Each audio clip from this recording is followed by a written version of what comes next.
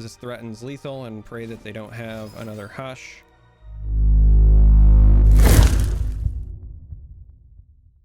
For today's video, we're going to be taking a look at Lee Sin and Zoe. Now, there are some variants that exist where they are replacing Zoe with Aphelios, and it's a bit more mid-rangey, but it relies on the value generation of Aphelios to buy you time to find your Lee Sin, as opposed to the Zoe is about kind of getting an early start and potentially using either Zoe or Sparklefly in conjunction with Mentor to get elusive pressure going early on. So this is the Zoe Lee Sin version.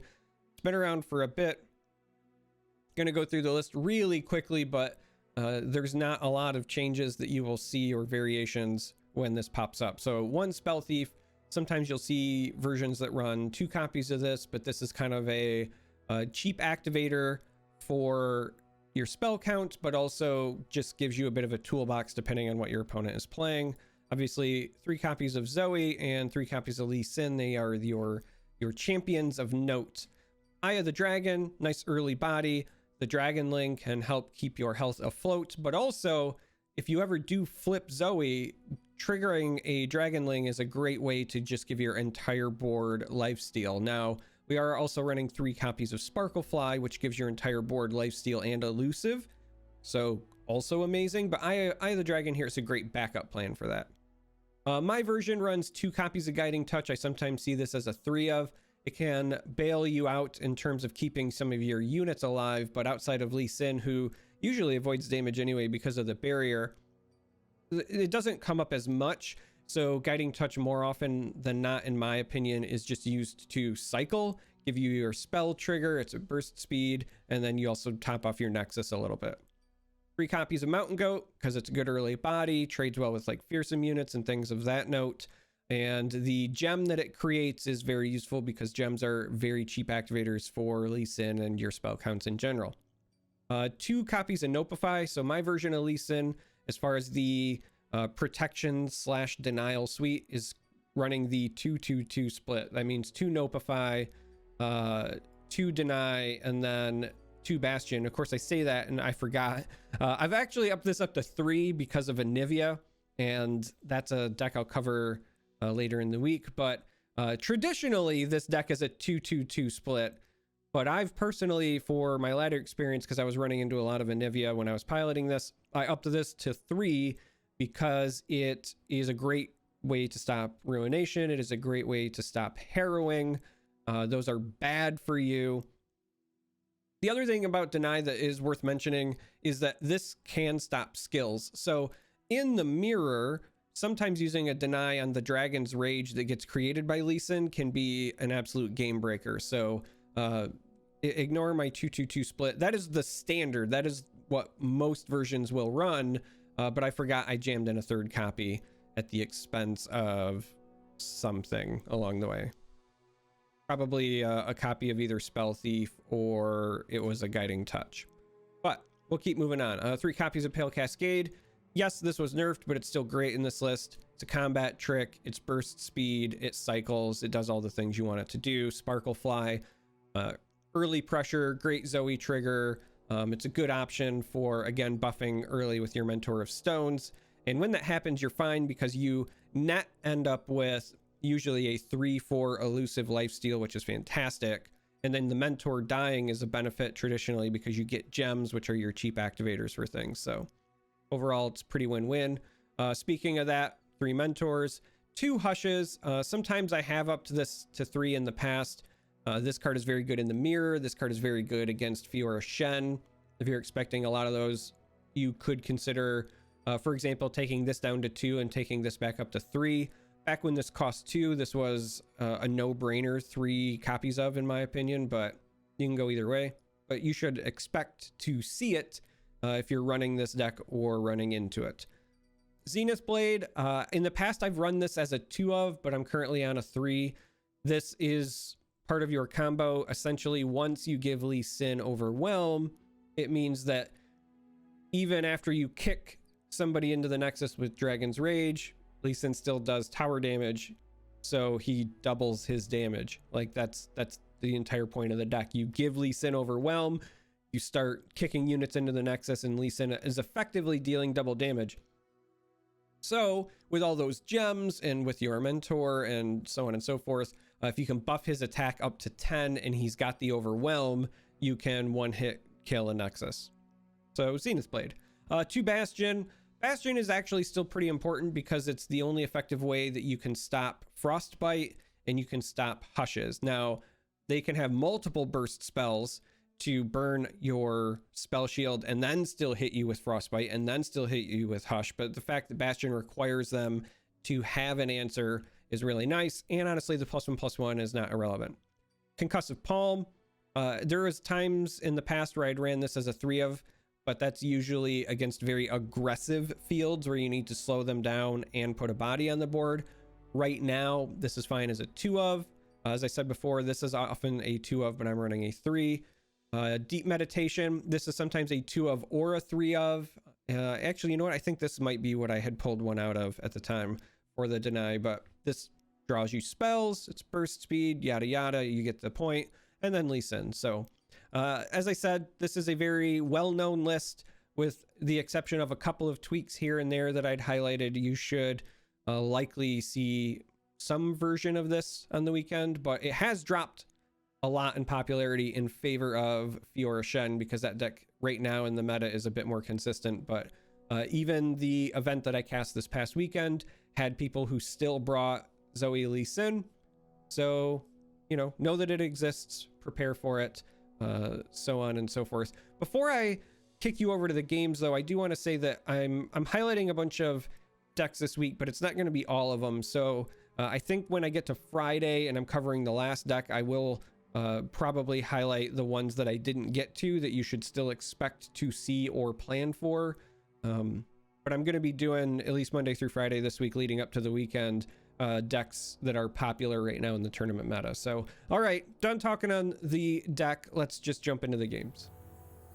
So this is going to be interesting. This is Pirate Aggro up against our Lee Sin lineup. The Nopify is nice. Mentor, if we could find a Sparkle Fly, would be huge. I think these go back for now. This is a bit of a risky keep, but I wanted to keep it in case we found this. These two together in this matchup make things very problematic for them.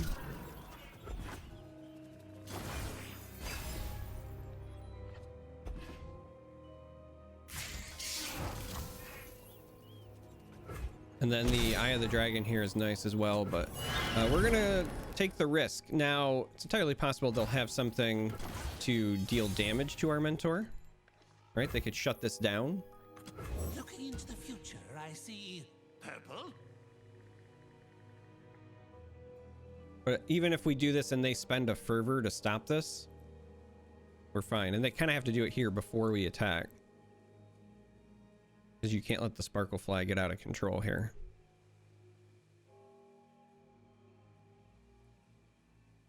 And I think that's the math they're weighing now. So this is very telling.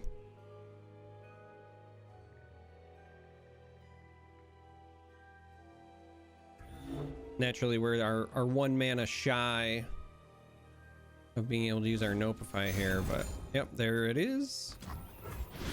But that's damage we didn't take, and we killed a unit, and we also get to poke them. So I think overall that's a win, and as long as this survives for future turns, then we can take the Sparkle Fly route again potentially. So, and then we also have a Lee Sin as well, so lots of options. We're gonna take this Eye of the Dragon play,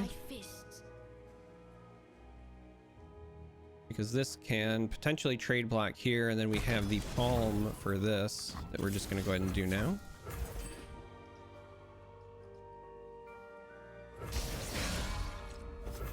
And so we've really slowed them down. And now also we have the Nopify to protect the fly. So we also have Lee Sin back up. We're looking really good in this matchup. We're going to develop the Sparkle Fly. Sorry, I get something caught in my throat. I'm out of coffee, and so I think before we start the next game, I'm going to take a break and go get more. But this is a real pickle. Now we actually have Notify mana up. They do have 7 mana and 5 cards, so a lot of options, but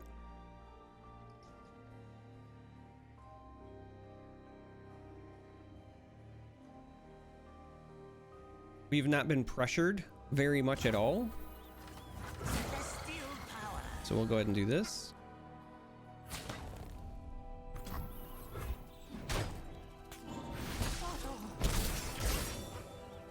And then in this case, we're also just gonna bank the spell mana. You could make an argument about playing 2 gems to get a Dragonling here. Interesting. I take it back. Very well likely am gonna play 2 gems here as a way to potentially block and trade with Gangplank, while also giving us a Dragonling, and then if we really want a discounted Deep Meditation, but we'll wait and see how this goes this next turn. Would have liked to keep the spell mana, but we needed to do it this way in case of open attack. And so now we have options. We've got, you know, Bastion and Notify as, you know, defensive, protective fodder, but then we also could just develop Lee Sin and roll hard into this next round. And so for now, we're just going to wait and see what they do. I'm one of the good guys, but not that good.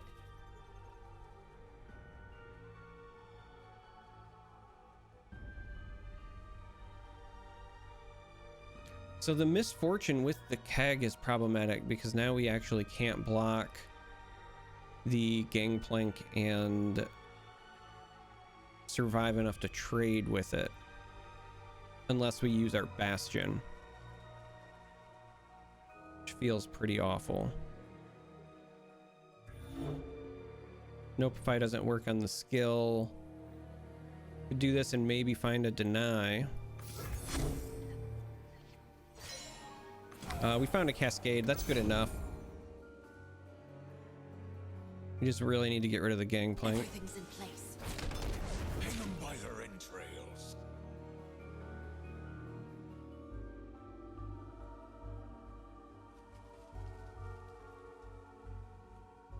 You know, because of the ordering, there's also a chance that the Corsair triggers first, though I think it's going to be... Set sail. That's interesting. So we have actually Crack Shot and Sabotage because of ordering. So this is going to resolve first. Everything in Runeterra resolves left to right. So we're going to take 2 to the Nexus, but that gets rid of the keg, which means that we don't need the Pale Cascade here now.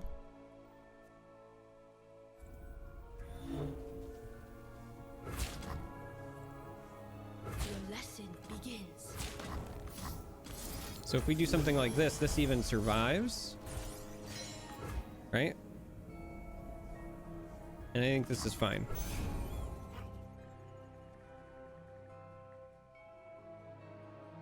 And then at this point, we would just bank our spell mana going into next turn and likely develop Lee Sin. Since we have 2 of them, we can develop 1, start pressuring, and go from there. But even more so, they're gonna have a smallish board with a lot less resources, so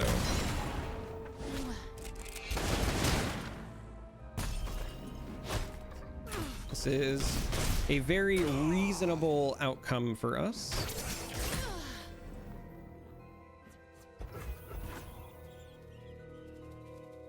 And then we get the surrender. So well done there. I'm gonna get some more coffee and we're gonna play another game.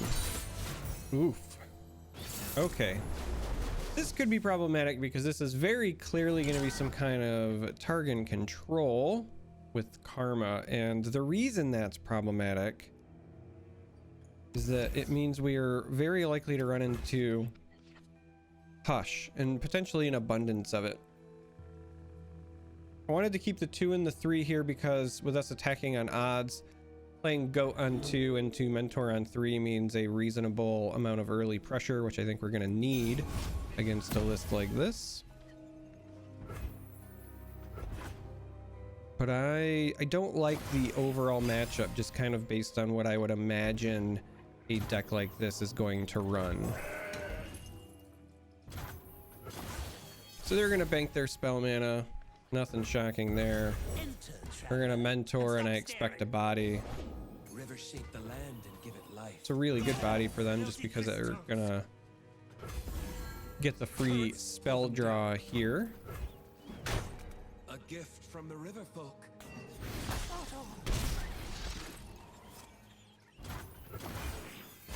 We're just gonna do our thing. Here's our own hush. We're gonna also need to get rid of something here. I don't really know what quite yet. I mean, we could actually go with a Zenith Blade on the goat, or at least attempt one. We would lose out to maybe like Nopify. We have to assume Nopify and Deny are in their plans, but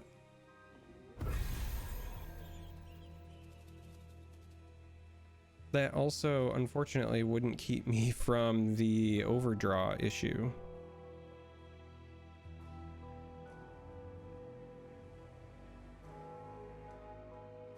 And so at the moment, I actually think we're just going to develop another mentor. Yes, we're going to end up with a bajillion gems next turn, but that's fine. We draw the Lee Sin for our turn, which is the important piece here. We're not going to develop him this turn. Likely on our off turn next turn to set up a open attack with the gems here in the future turns. But we do have to decide how we want to tackle this. We could try the Zenith Blade now if we really wanted to, but I think I just want to do this. Strike, we will reform.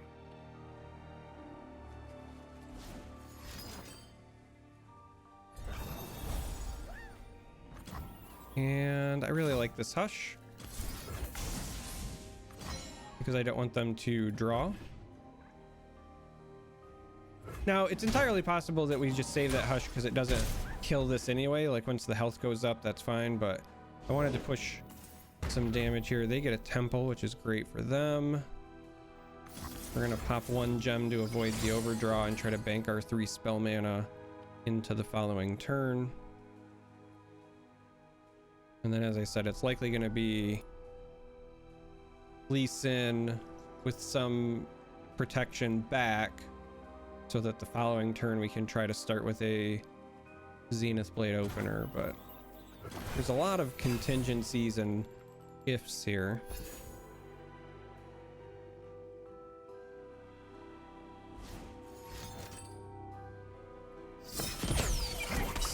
Spell Thief is great for them. That means they assuredly have a hush. Now we could deny this if we really wanted to.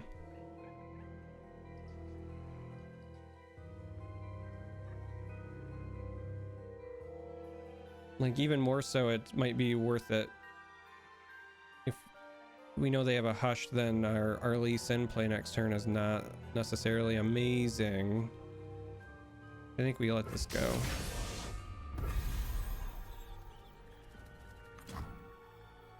Force is meaningless without. This is a card that I am a big fan of, just kind of in general. So at 3 mana here, I'm not necessarily worried about them removing our Lee Sin. So we could actually take the palm here if we wanted to. Next turn we'll have 7, so we have enough for a blade with a deny back, which I think is fine. So we'll save ourselves from 6 damage and slowly work on our spell count for Lee Sin.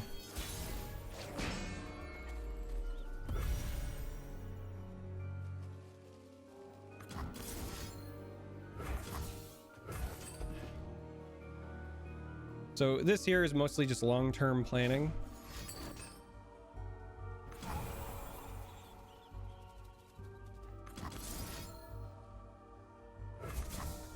Try the deny. It's entirely possible they have their own.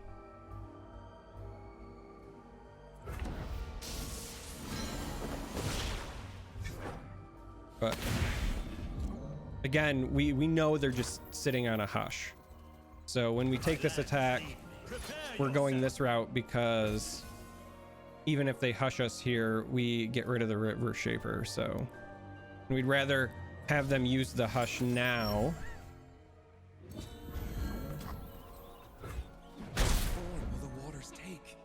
So we get the overwhelm damage in. It's nice. Get our spell count up. Could have eaten a comet there. All right, Bastion's actually a great pickup for us. That's what we were missing.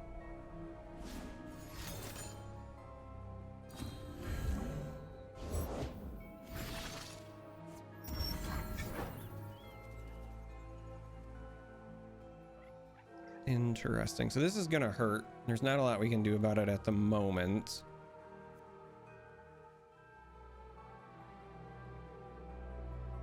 Now, if they have their own hush and they spell thief to hush, there's not much we can do about that, but I think here we're gonna do this.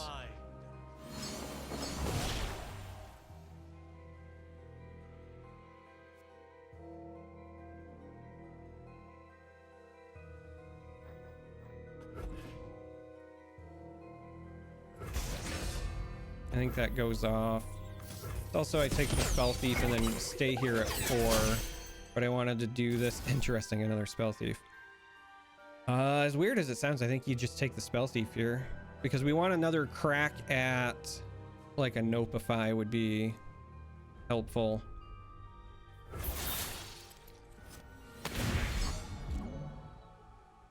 So we do this.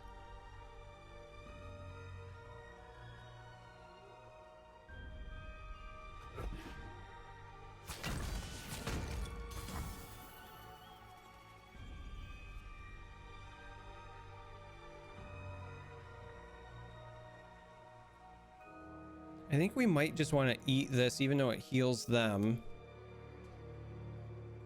And then we could use like Pale Cascade to make this trade here.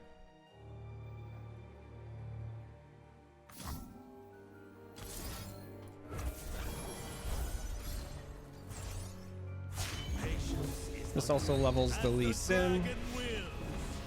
This is kind of a rough spot to be in just because this is so massive and they're gaining so much health, but I think that you just kind of have to allow that to happen. And again, we can't block knowing that they have a hush. Not unless we wanted to like Bastion it. Like that could have been the other play. You could Bastion this and then go that route. Wow, so many spirits refuges. I think that's all 3, right? I mean, bravo. But I think that's all 3. We're gonna bank our spell mana here. All right. The only thing we were really worried about was losing a Lee Sin there, but I think it was worth the potential risk. So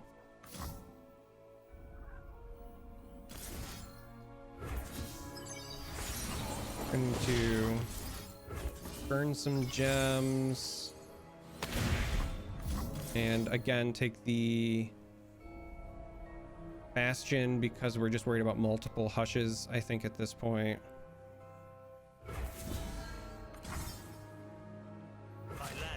Let's see if we can get rid of this one.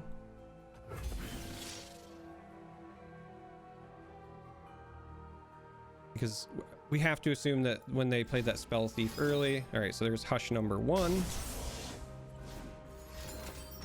Oh, it's a Moonlight Affliction for number 2.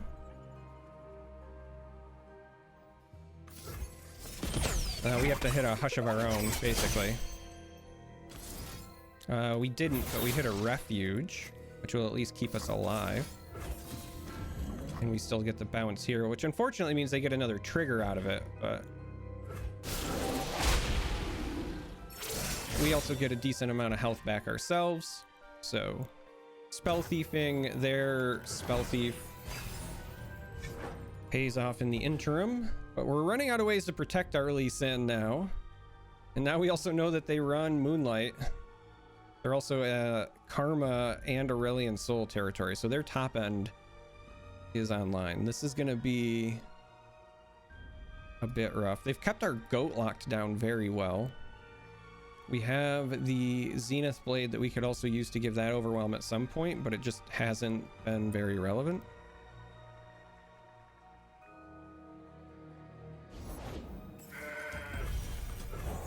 We'll match their goat with our own goat. Now I expect the Cloven Way to come down because that's just how they roll.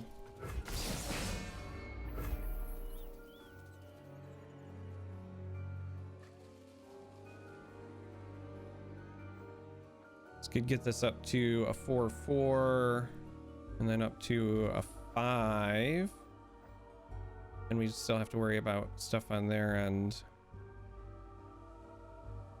again, like Hush, Affliction, etc. But even if we can trade and get rid of one of these, it might be worth our time.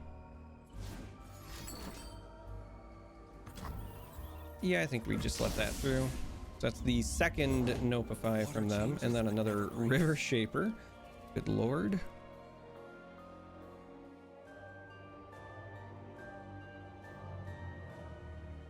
Let's do this, just because that makes it potentially trade worthy here.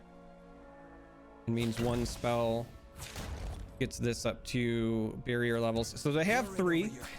We have to be careful here because our Lee Sin, if it blocks here, does potentially bite the dust. It's not really something that we're looking forward to. They rightfully kept that back. But we'll have the 6 health. If they hit the Hush, then Cascade still bails us out. So what we're gonna do is we're gonna do that there. I'm not a big fan of these River Shapers getting them continued value. So I guess we're gonna pop one in front of that there. For one less, and we're gonna heal to give the barrier. All right, a backup Lee Sin makes me feel a little bit better, but this at least gives us the barrier. Now they've got a Hush, they don't, then we could have used it, but even better, we can save our Cascade. So here we'd like to keep our mana. They're just going to draw a bajillion more spells. And a lot of this is just them thinning it out. They're already halfway through their deck. They're trying to find Karma. They're trying to find Aurelion Soul. So we've just got to keep our pressure going.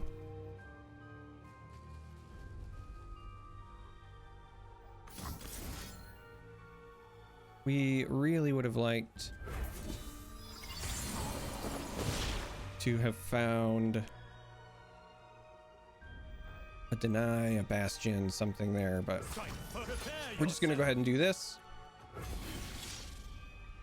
This threatens lethal, and pray that they don't have another Hush.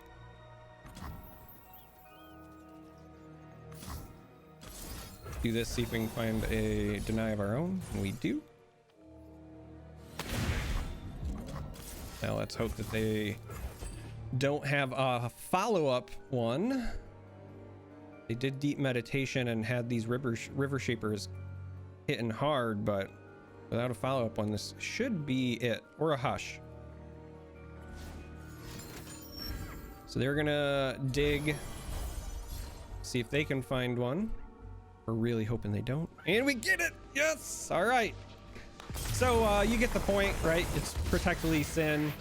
You win with big combos. Like, this isn't a new deck, but I just wanted to showcase this because you should expect to see some versions of it at some point. This has lost some of its popularity in favor of Fiora Shen because I think Fiora Shen just has a more consistent game plan, but nonetheless, this is still a popular list, largely because some folks are just really comfortable with piloting it. So that's it for this video, and thanks for watching. And like I said, this week is going to be stuff that you should expect to see for the event, for the gauntlet, for the seasonal tournament. So a couple more decks left to cover, and I'll see you then.